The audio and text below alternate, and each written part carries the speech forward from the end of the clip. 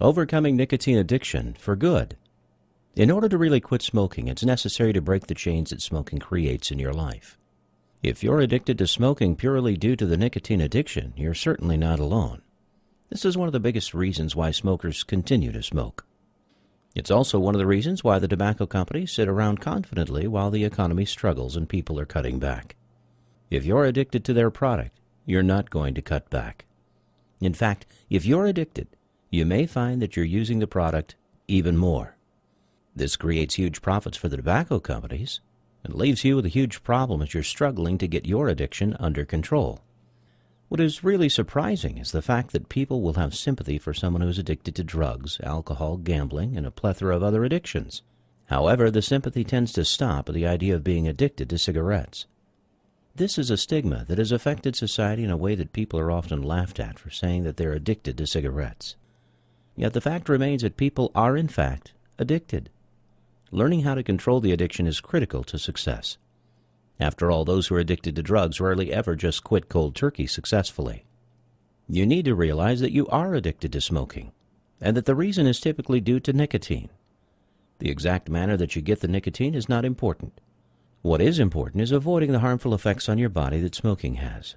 If you need to slowly cut back your nicotine consumption, you're also not alone. And to prove it, there are dozens of stop-smoking aids on the market.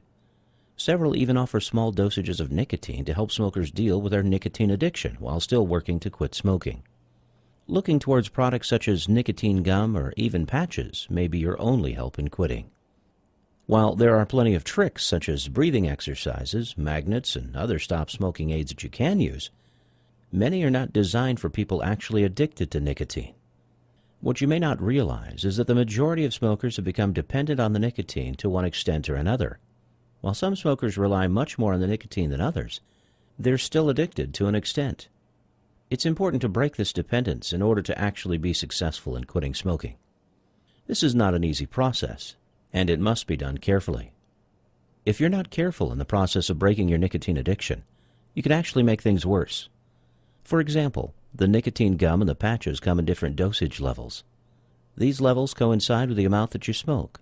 The intended purpose is to start at the level that you typically smoke at and slowly decrease the amount of nicotine that you consume each day. Slowly over time, your addiction would be gone. However, to crush this instantly, you would just need to use a stronger gum or patch that you need for your smoking habit.